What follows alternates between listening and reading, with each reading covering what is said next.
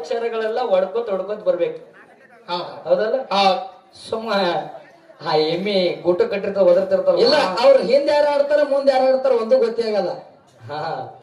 ಮುಂದಾಡ್ಯಾರ ಹಿಂದಾಗಿರ್ತಾರೆ, ಹಿಂದಾಡ್ಯಾರ ಮುಂದೆ. ಇನ್ನೊಂದು ಮಾತು ಹೇಳಿದ್ರು ಅವ್ರು. ಹೌದು. ಬೆಳಗಾವಿ ಜಿಲ್ಲೆ ಮಚ್ಚೆ ಯಾಕಾಗೈತೆ ನಮ್ಗೆ ಗೊತ್ತಿಲ್ಲ. ನಾನು ಏನ್ ಹೇಳ್ದೆ, ಇಲ್ಲೊಂದು ಭವ್ಯ ಆಗಿರ್ತಕ್ಕಂತ ಹಿಂದಕಿನಿ ಕೆರೆ ಐತಿ. ಇಲ್ಲಿ ಹೊರದೇಶದ ಪಕ್ಷ ಬಂದಿದ್ವಿಲ್ಲ, ನ್ಯೂಸ್ನಾಗ ಬಂದಿತ್ತು, ನಮ್ ಕಡೆ ಎಲ್ಲ ನೋಡ್ತಿದ್ದೆ ನಾವು. ಹೌದಲ್ರಿ? ಅದಕ್ಕಾಗಿ ಹಿಂಗ ವಿಚಾರಗಳ ಆ ಧೋರಣದ ಮೇಲೆ ನಾನು ಇದು ಮಚ್ಚೆ ಅಂತಕ್ಕಂಥ ಗ್ರಾಮಕ್ಕ ಹಿಂಗ ಆಗಿರುವುದು ಅಂತಕ್ಕಂಥ ವಿಚಾರಗಳು ನಾವು ಹೇಳಿದೇವಿ.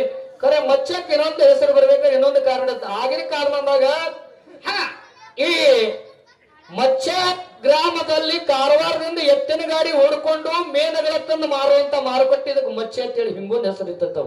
ಹೌದು. ಮೇನಗಳ ತಂದು ಇಲ್ಲಿ ಮೊದಲ ಇದು ಮಚ್ಚೆ ಮಾರ್ಕೆಟ್. ಮಚ್ಚೆ ಈ ಭಾಗದಾಗ ಎರಡು ದೇವರುಗಳು ಬರಮಲಿಂಗೇಶ್ವರ ಮತ್ತು ಜಂಗಲಿ ಪೀರ. ಹೌದಲ್ಲ? ಬರಮ ದೇವರ ಮತ್ತು ಜಂಗಲಿ ಪೀರ ಎರಡು ದೇವರುಗಳ. ಈ ಒಂದು ಶೀಲವಂತ ದೇವರ, ಒಂದು